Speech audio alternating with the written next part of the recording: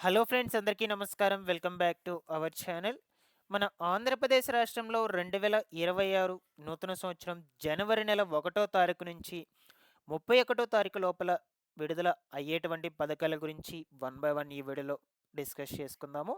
So, మొత్తంగా ఎన్ని పథకాలు విడుదల అవ్వబోతున్నాయి? ఆ పథకాల పేర్లేమిటి?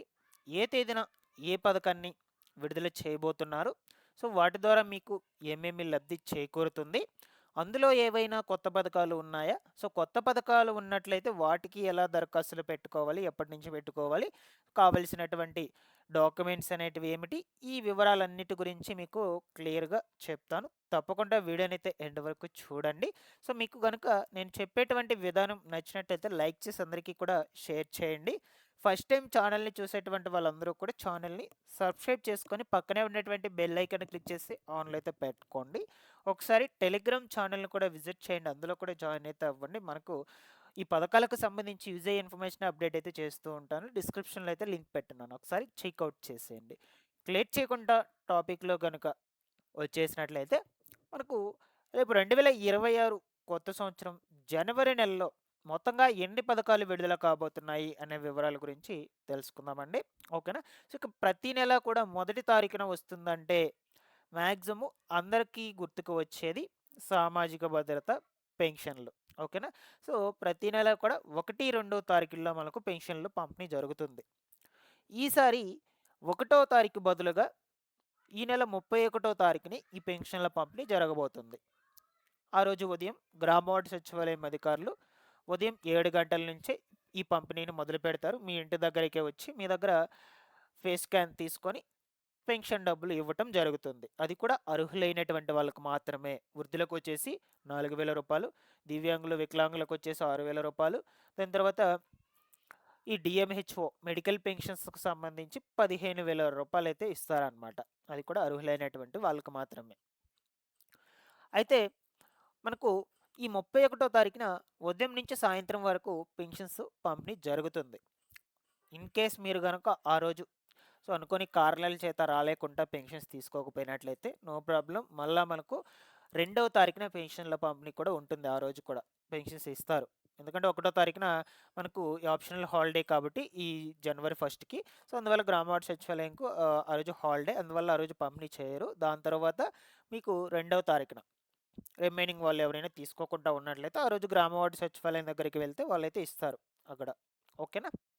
సో, ఈ విధంగా 2 రోజుల పాటు పెన్షన్‌ల పంపిణీ అయితే జరుగుతుందండి. సో, రీసెంట్‌గా మనకు ఈ మెడికల్ పెన్షన్‌లకు, దివ్యాంగ, వికలాంగ పెన్షన్‌లకు అర్హులున్నారు కదా! వీళ్ళకి రీఅసెస్మెంట్స్ ప్రక్రియలైతే జరిగాయి.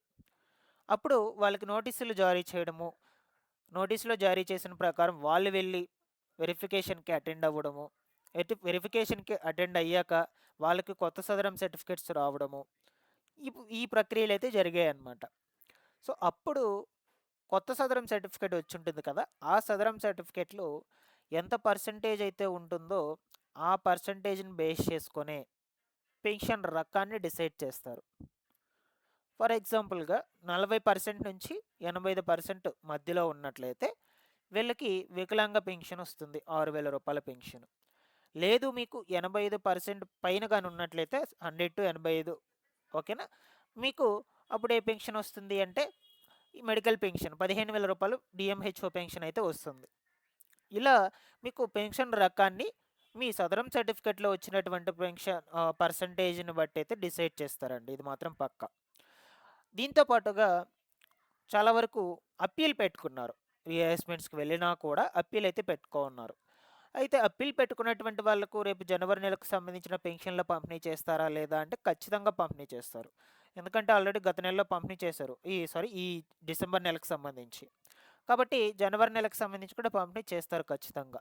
ఎప్పటి వరకు వీళ్ళకి మరలా రీఅసెస్మెంట్స్‌కి నోటీసులు వచ్చి వాళ్ళు రీఅసెస్మెంట్స్‌కి వెళ్ళి మళ్ళా కొత్త సదరం సర్టిఫికేట్ పొందేంత వరకు కూడా కంటిన్యూగా పంపిణీ చేస్తూనే ఉంటారు. దీంతో పాటుగా మీరు నోటీసులు అందుకున్నారు. మీరు ఆల్రెడీ రీఅసెస్మెంట్స్‌కి వెళ్లారు. బట్ ఇంకా మీకు కొత్త సదరం రాలేదు. సో, మీకు పెన్షన్ ఇస్తారంటే ఇస్తారండి ఖచ్చితంగా రేపు జనవరి నెలకు సంబంధించి. అది కూడా మీకు ఇంతవరకు ఏదైతే సదరం సర్టిఫికేట్ బేస్ చేసుకొని ఇస్తున్నారో పెన్షన్ డబ్బులు సేమ్ అంతే ఇస్తారండి. పాత సదరం సర్టిఫికేట్ని బేస్ చేసుకొని ఇస్తారు. ఇక్కడ వరకు క్లియర్. సో కాబట్టి మనకు 2 రోజుల పాటు అయితే ఈ పెన్షన్ల పంపిణీ జరుగుతుంది. ప్రతి ఒక్కరు కూడా మ్యాక్సిమం 31 తారీఖునే తీసుకునేసేయండి, ఎవరు కూడా పెండింగ్లో పెట్టుకోకుండా. దీంతో పాటుగా మనకు ఈ జనవరి నెల 2వ తారీఖు నుంచి రాష్ట్ర వ్యాప్తంగా ఉచిత రేషన్ పంపిణీ అయితే జరుగుతుందండి. 2వ తారీఖు నుంచి 15వ తారీఖు వరకు ఇది జరుగుతుంది. సో యాక్చువల్గా 1వ తారీఖు నుంచే జరగాలి, ఆ రోజు హాలిడే కాబట్టి మనకు 2వ తారీఖు నుంచి అయితే జరుగుతుంది. 2వ తారీఖు నుంచి 15వ తారీఖు వరకు. ఈసారి నూతన సంవత్సరం అండ్ అలాగే సంక్రాంతి పండుగ కానుకగా ప్రభుత్వము ఈ ఉచిత రేషన్ పంపిణీలో కొద్దిపాటి మార్పులను తీసుకురావడం అనేది జరిగింది. అవేమిటో ఇప్పుడు మనం చూద్దాం, ఓకేనా.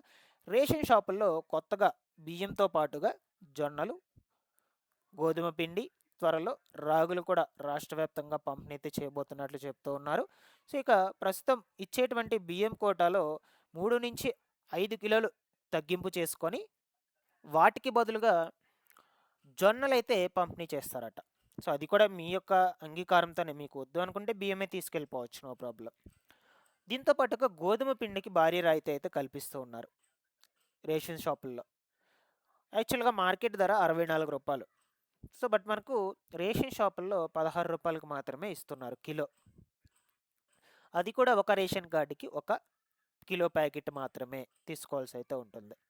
ఈ విధంగా మార్పులు అనేటువంటివి కూడా తీసుకొస్తూ ఉన్నారు. మనకు జనవరి నెల నుంచి ఈ మార్పులు అనేటువంటివి అమల్లోకి అయితే రావడం జరుగుతుంది. దీంతో పాటుగా చంద్రన్న కానుకల కిట్ పంపిణీ చేసినట్లయితే మీకు దాదాపుగా దాంట్లో 6 నుంచి 7 రకాల సరుకులు ఉంటాయి. బియ్యం సపరేట్, ఈ చంద్రన్న కానుకల కిట్ రేషన్ బ్యాగ్ లాగా ఉంటుంది ఒకటి.